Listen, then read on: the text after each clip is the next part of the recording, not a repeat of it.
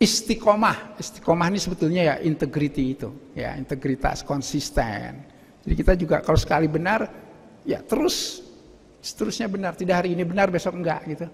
Jadi kita istiqomah. Tuntas, kita tidak pernah berhenti di tengah jalan. Kita selalu sampai selesai.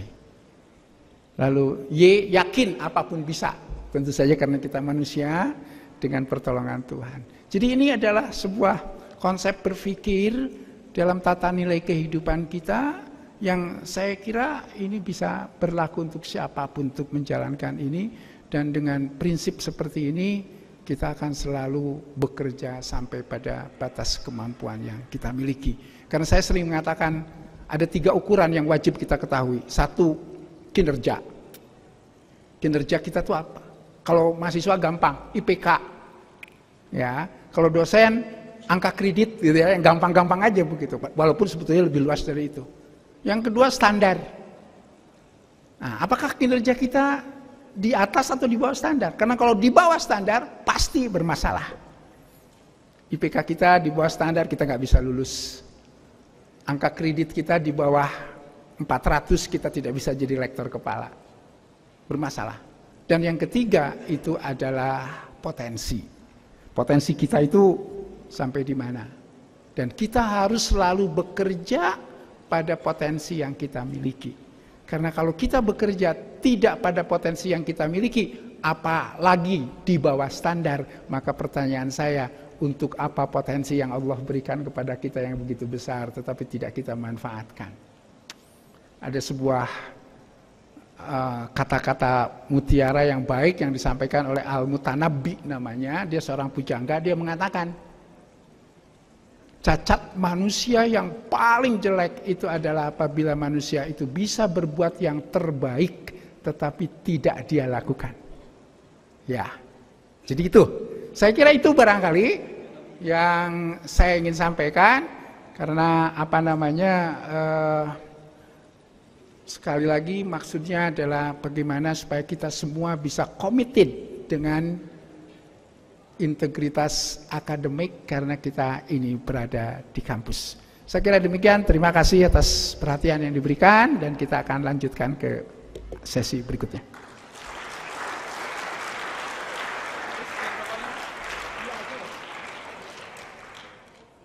Kita akan lihat dari sini ada Mbak yang berbaju bunga, dan supaya seimbang dan adil saya mengundang dari yang belakang sana Mas yang pakai baju coklat. Jangan lupa sebutkan nama dan juga program studi atau fakultas berasal. Terima kasih. Nama saya Berta Despeni Purba, saya dari Fakultas Komunikasi dan Bisnis.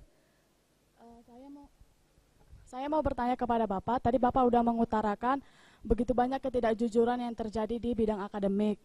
Dan itu mendukung seseorang untuk salah satu, itu merupakan bentuk dari tindakan korupsi. Dan saya kira ketidakjujuran itu yang terjadi di dunia akademik, misalnya itu merubah nilai, itu menjadi seperti yang Bapak katakan tadi, secara turun-temurun itu akan menjadi budaya. Menurut saya itu akan menjadi budaya. Nah, jadi saya mau bertanya, bagaimana menurut Bapak, bagaimana cara kita lagi meningkatkan integritas generasi muda ini jika kalau sudah melekat dan tertanam budaya yang seperti itu, karena sudah menjadi suatu kebiasaan gitu. Terima kasih. Terima kasih, ini ada hadiah ya dari panitia. Selanjutnya, tadi penanya berikutnya. Oke. Terus. Assalamualaikum warahmatullahi wabarakatuh. Ya, terima kasih buat kesempatan yang telah diberikan. Gini ya, bila kita bicara tentang korupsi, ini kita seperti membicarakan masalah klasik ya. Mulai dari zaman VOC sampai sekarang kita udah merdeka 69 tahun. Masalah korupsi ini masih menjadi momok bagi bangsa kita. Dalam perkembangannya, kampus yang seharusnya menjadi ini wadah buat apa sih? Buat menghilangkan korupsi, buat mengantisipasi korupsi. Tapi dalam perkembangannya justru banyak elemen-elemen kampus yang terlibat kasus korupsi. Contohnya seperti yang Bapak bilang tadi, 80% dari mahasiswa mengatakan pernah melakukan mencontek. Kemudian di banyak media juga kita juga bisa melihat bahwa ada dosen dan guru besar, bayangkan seorang guru besar melakukan tindak pidana korupsi.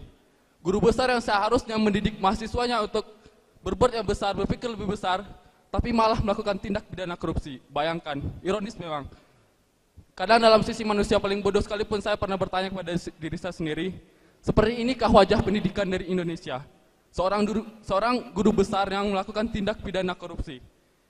Dan kepada Bapak saya ingin bertanyakan, seperti apakah sebenarnya sistem pendidikan dari Indonesia sendiri, sehingga masih banyak elemen dari kampus yang melakukan tindak pidana korupsi.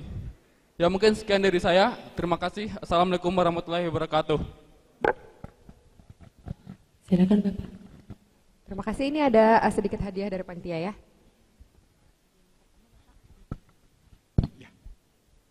Baik, terima kasih.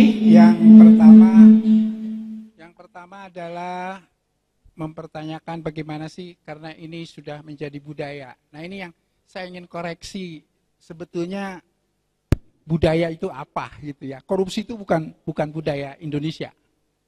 Korupsi itu sebuah kebiasaan yang tadi dikatakan turun-temurun, yang kemudian orang berargumentasi, toh itu sudah biasa. Lalu diganti menjadi budaya. Padahal sebetulnya menurut saya budaya kita itu sebetulnya benar. Kita melakukan sesuatu yang benar. Tapi banyak orang yang melakukan itu. Banyak sekali bahkan. Nah, bagaimana kita melakukan perubahan terhadap sesuatu yang sudah menjadi budaya? Disinilah yang kita sebut sebagai keberanian kita untuk melakukan apa yang kita sebut sebagai reformasi. Keberanian kita untuk bisa melakukan apa yang disebut sebagai revolusi. Tidak mudah, tidak mudah. Banyak hal-hal yang sudah menjadi penyakit di sana yang tidak bisa secara revolusioner. Tetapi tidak sedikit juga yang bisa kita lakukan secara revolusioner. Saya merasakan apa yang tadi saya ungkapkan, ketidakjujuran yang ada di kampus itu bisa sekaligus kita hilangkan.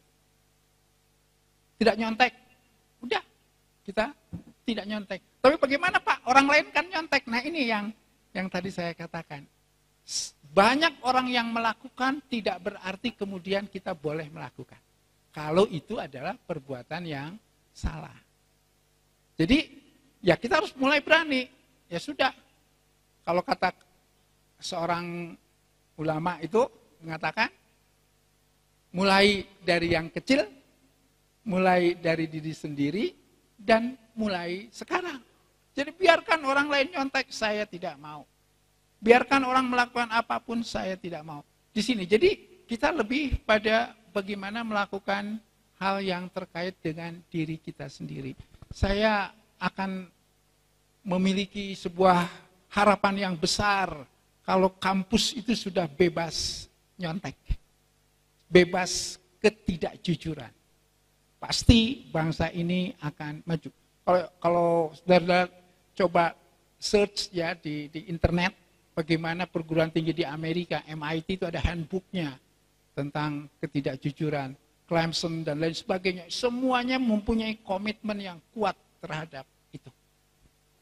Dan saya kira mereka praktekkan itu, baik dosen maupun mahasiswanya. Mereka betul-betul sangat ketat. Kalau kita menulis itu, kata-kata itu seperti apa, itu diperhatikan dengan baik. Kita kadang-kadang slordeh begitu ya, sembarangan dalam meneliti, sehingga banyak kasus-kasus plagiat. Jadi sekali lagi, untuk menjawab pertanyaan itu, kita harus berani melakukan revolusi, bukan hanya untuk orang lain, tetapi juga terhadap diri kita sendiri, bahkan sebagai titik awal lakukan untuk diri kita sendiri.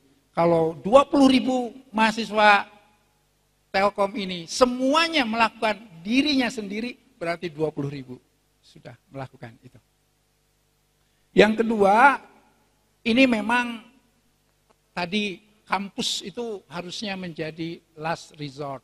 Tetapi kenapa sih kok malah profesor sudah dianggap sebagai orang yang memiliki kehormatan bahkan dia dapat tunjangan kehormatan gitu ya, saking punya kehormatan, tapi dia masih tetap melakukan korupsi.